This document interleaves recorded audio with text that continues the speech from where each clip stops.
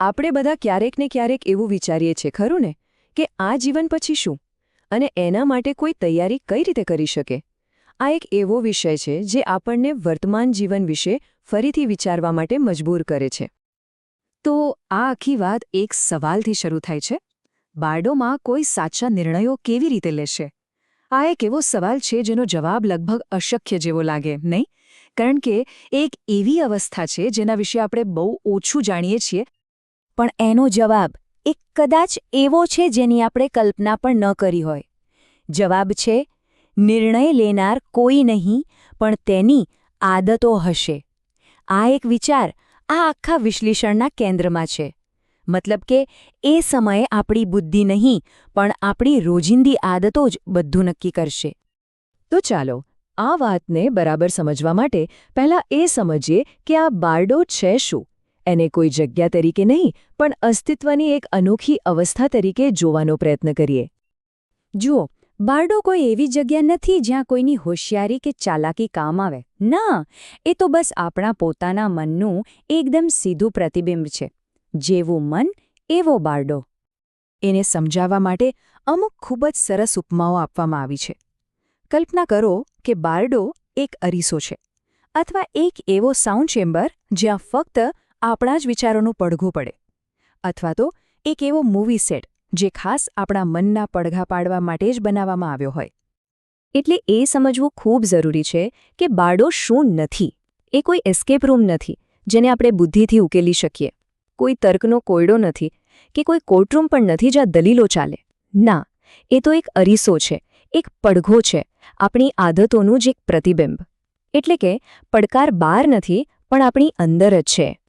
અને સૌથી અગત્યની વાત બારડોમાં વિચારવાનો સમય જ નથી મળતો ત્યાં કોઈ નકશો નથી હોતો જે રસ્તો બતાવે અને કોઈ એવું પણ નથી પૂછતું કે તમે શું માનો છો આ બધું એ જ બતાવે છે કે ત્યાં સભાન નિર્ણયો નહીં પણ આપણી વર્ષો જૂની આદતો જ કામ કરશે તો સવાલ એ છે કે જો આપણું મગજ કામ નહીં કરે તો પછી કંટ્રોલ કોણ લેશે અને અહીં જ એન્ટ્રી થાય છે આખી વાતના હીરોની આપણી આદતો એક એવી ઓટોમેટિક સિસ્ટમ જે ત્યારે ચાલુ થાય છે જ્યારે આપણું સભાન મન શાંત થઈ જાય છે આને સમજવા માટે એકદમ પરફેક્ટ રૂપક છે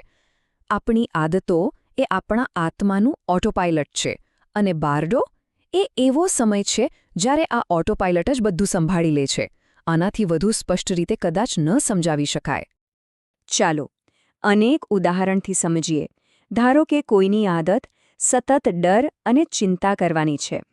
તો બારડો એના માટે એક એવું ભૂતિયું ઘર બની જશે જેમાંથી બહાર નીકળવાનો કોઈ દરવાજો જ નથી ડરની આદત સીધી જ ડરાવણી વાસ્તવિકતા બની જશે પણ એનાથી બિલકુલ ઉલટું વિચારીએ જો કોઈની આદત કરુણાની હોય દયાની હોય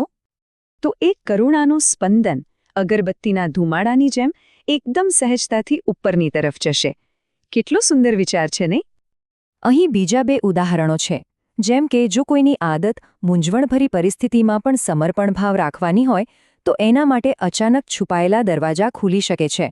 પણ જો આદત શંકા કરવાની જ હોય તો પરિણામ અનંતકાળ સુધી બસ ભટક્યા કરવાનું એટલે કે જેવી આદત એવું પરિણામ